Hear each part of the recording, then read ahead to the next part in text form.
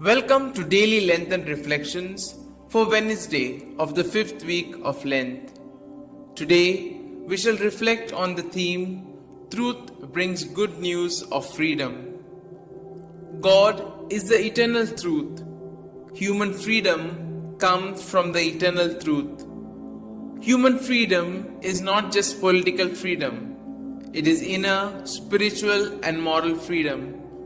Human beings are created free. However, the evil forces of greed, pride, jealousy, ignorance, and suffering distort the human freedom. It is therefore, to be free, a person needs to know what frees him and what enslaves him. He needs to get rid of the forces which enslave him. The first reading highlights the king Nebuchadnezzar, who was ignorant about the God of Israel, who had made heaven and earth. In his ignorance and pride, he made a golden statue and ordered his people to worship it. Being the sons of Israel, Shadrach, Meshach, and Abednego knew the truth. They placed their faith in the one God and refused to obey the kings. It is their faith in one God that saved them from the furnace of the blazing fire.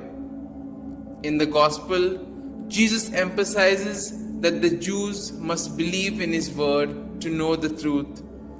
It is the truth that can set them free from their sinfulness.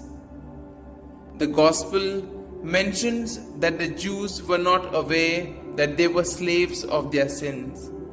They did not know the fact that being the descendants of Abraham does not guarantee their freedom. It is the reason that they did not heed to the word of Jesus. Today, both the readings invite us to know what forces free us and what forces bind us, so that we can march in the path of freedom.